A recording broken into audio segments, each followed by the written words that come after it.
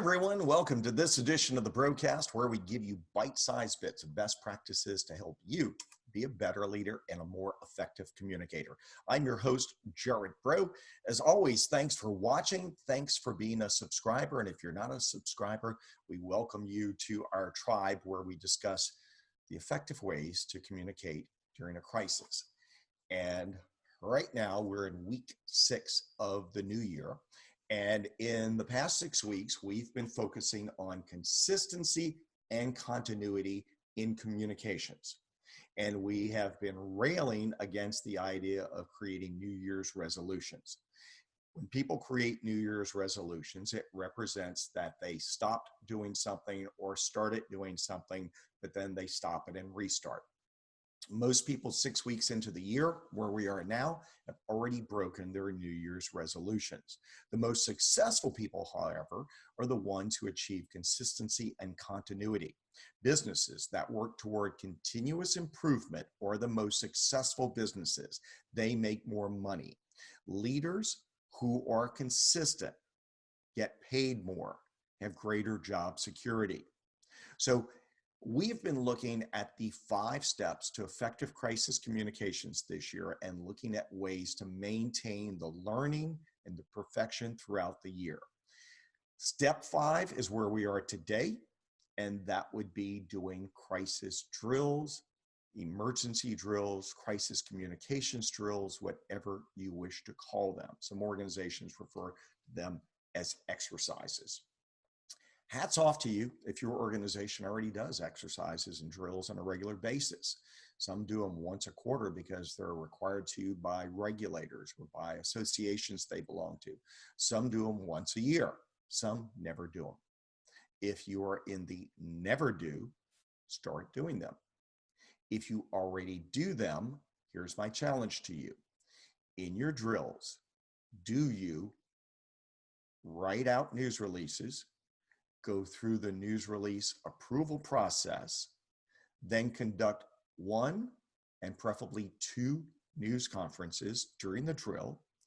And do you have people making phone calls and into the public relations team, and if there is no PR team, into the company?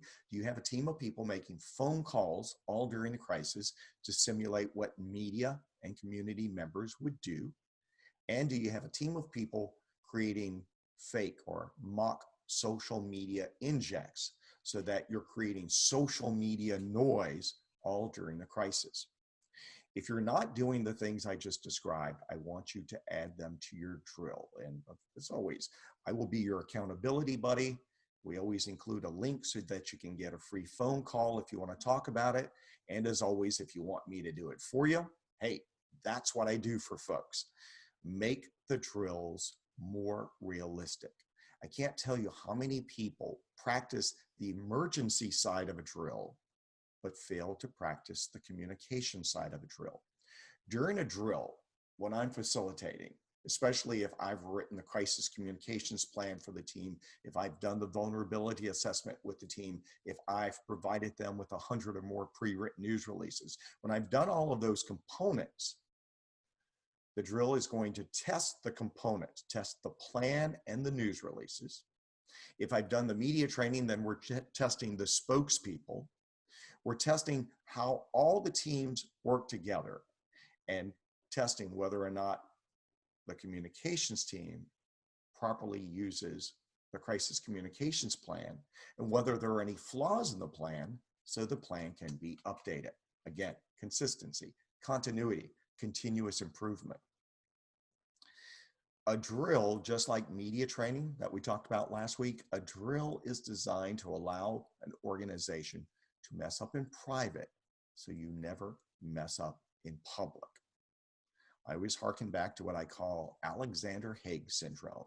On the day that President Ronald Reagan was shot, Alexander Haig, then the Secretary of State, stepped to the microphone in the White House and said, "I'm in charge here." There are people in your organization who are not in charge, who want to take charge. Alexander Haig was not designated to take charge. The vice president, according to the Constitution, was designated to take charge. And after that, the Speaker of the House, and after that, the President of the Senate. There were multiple people in line ahead of Alexander Haig. I've worked with organizations in drills where someone who's not in charge tries to take charge. So a drill catches that bad behavior. But a drill is designed to really challenge an organization, and every drill has to be a little harder than the others. Now, I will say this about drills this year, and I will say this about crisis communications plans. Cyber issues will always escalate in their ability to disrupt an organization. So let me just plant that seed for you. If you're not prepared for cyber, you need to gear up for that.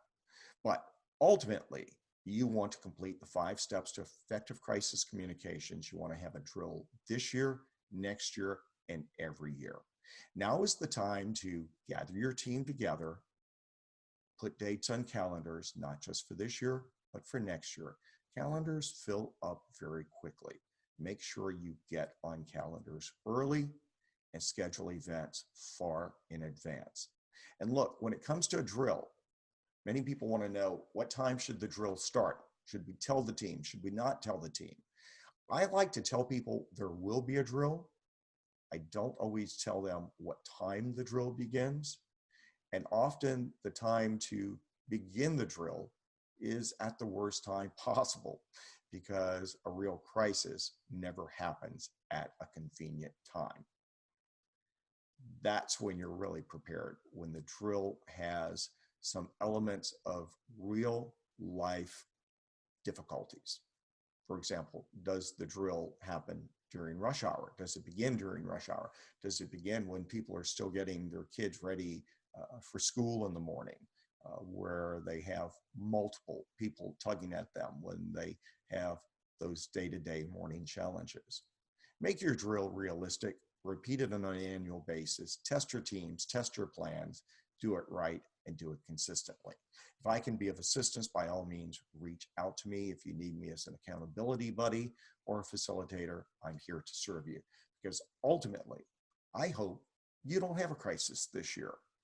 But if you do have a crisis, I want you to have the tools to be prepared to communicate effectively and protect the revenue, reputation, and brand of your organization. For the broadcast, I'm Gerard Braud.